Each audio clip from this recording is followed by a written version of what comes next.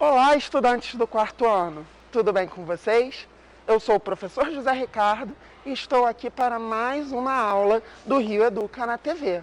Hoje, como vocês podem estar percebendo, a nossa aula não está sendo gravada dos estúdios da Multirio. Estamos fazendo uma gravação em um dos espaços da nossa cidade. Mas antes de começar, eu vou me audiodescrever. Eu sou um homem branco, de estatura mediana, tenho cabelos castanhos, olhos também castanhos. Estou vestindo uma calça branca e uma blusa também branca. E uso um cordão com búzios.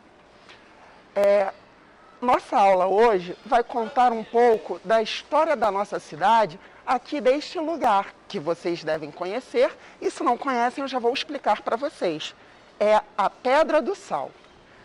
Com a chegada da família real e da corte, no início do século XIX, a cidade do Rio de Janeiro passou por um período de crescimento mais efetivo.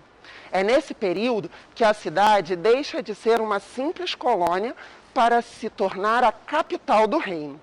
Toda a vida urbana da cidade se modifica. Em 1818, começou a obra do Cais da Pedra do Sal. E a atividade portuária aqui na nossa cidade sofre algumas modificações. Surgem, então, vários trapiches na orla marítima da nossa cidade. Para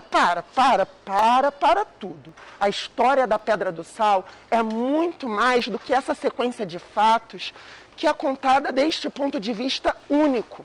Vamos voltar à nossa aula do início e contar com a ajuda da nossa amiga, a professora Luísa Mandela.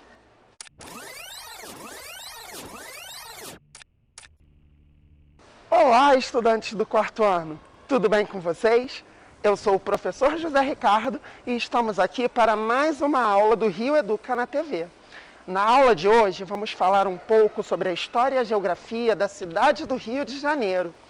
E eu estou aqui na Pedra do Sal, onde iremos fazer um passeio e conversar um pouco mais sobre a geografia da nossa cidade. O tema da nossa aula de hoje é Geografia da Resistência. E para isso, contaremos com a presença da nossa amiga, a professora Luísa Mandela. Chega aí, Luísa!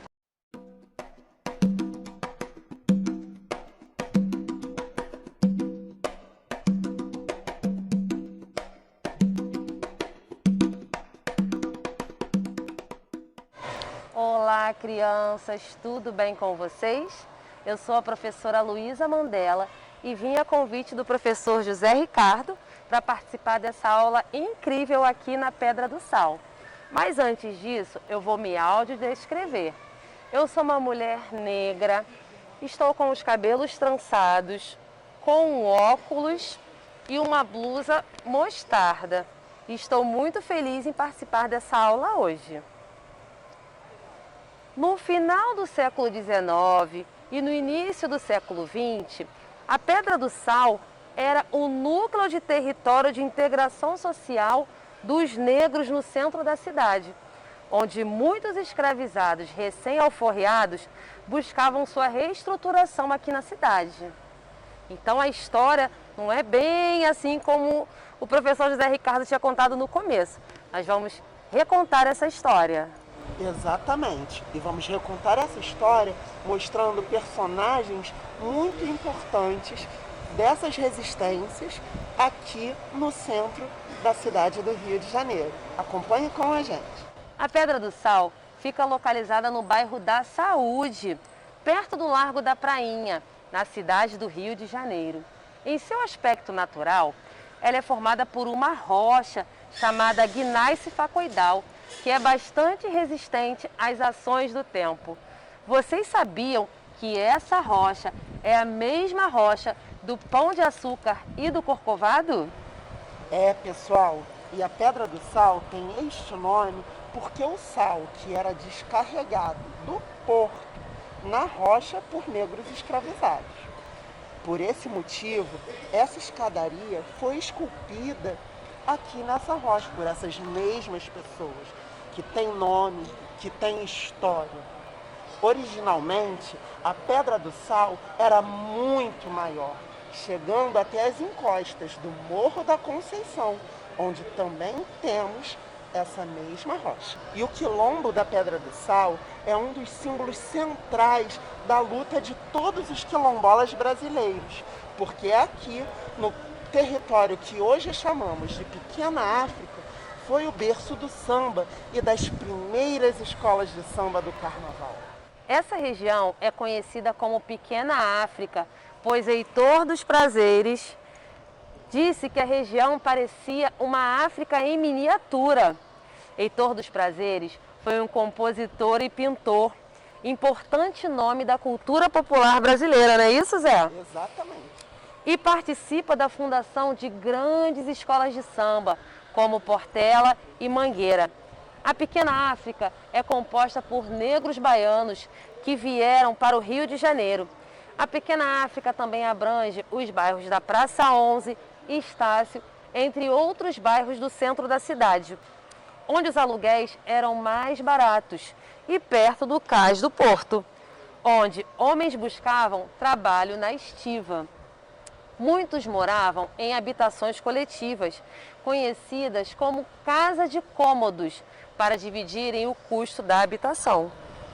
E em falar em Praça 11, Luísa, lá na Praça 11 era o local onde tinham grandes encontros e Sim. muitas resistências, né? Bastante resistência. Com certeza. Como muitos baianos vieram para o Rio de Janeiro, essa região ficou muito conhecida como a região em que moravam as tias do samba, como a tia Ciata, uma grande liderança negra que teve papel muito importante no nosso cenário de surgimento do samba na cidade do Rio de Janeiro, no final do século XIX e no início do século XX. Vocês sabiam que a tia Ciata foi uma das mulheres que deram a origem à famosa ala das baianas no Carnaval Carioca? Muito legal, né? Naquela época, as mulheres negras, assim como hoje, né, Luísa? Sim, com certeza. Tinham muito respeito pela experiência que possuíam. Também eram respeitadas e devem ser respeitadas pelas suas experiências de vida. Naquela época, muitas utilizavam da sua situação financeira, adquirida por meio do trabalho no centro da cidade, com a venda dos famosos quitutes e tabuleiros de acarajé, doces e outras comidas. Muitas vezes, essas mulheres eram a base econômica de suas famílias, assumindo posições centrais na organização das suas casas. Até os dias atuais, a maioria das mulheres negras são chefes de família. Isso, segundo mostram os dados do Instituto Brasileiro de Geografia e Estatística, o IBGE, por meio do censo.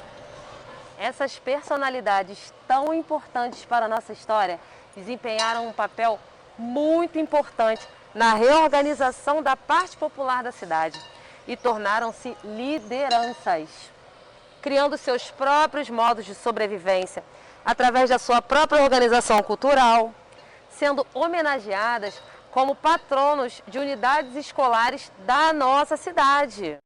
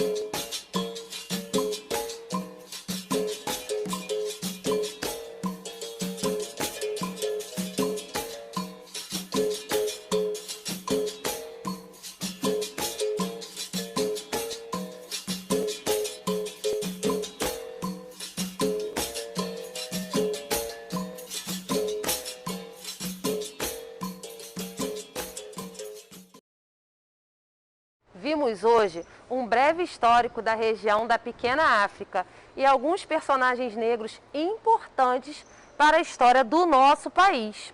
Aprendemos um pouco também sobre aspectos geográficos e a história que não nos foi contada.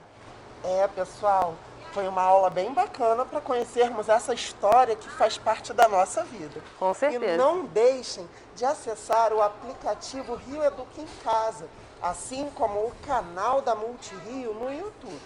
Não se esqueçam também que vocês podem encontrar atividades com esse conteúdo no material Rio Educa. E agora nós vamos deixar um desafio para vocês. Que tal pesquisar aí, no seu local de vivência, onde você mora, algumas lideranças comunitárias, como as que nós apresentamos aqui hoje, que tenham um papel importante na sua comunidade e que podem ter atuado em diferentes espaços, Sim. como a saúde, a educação, a cultura, esporte e lazer. Sim. E nós gostamos muito dessa aula, esperamos que vocês tenham gostado. Até a próxima, um grande beijo. Até a próxima, pessoal!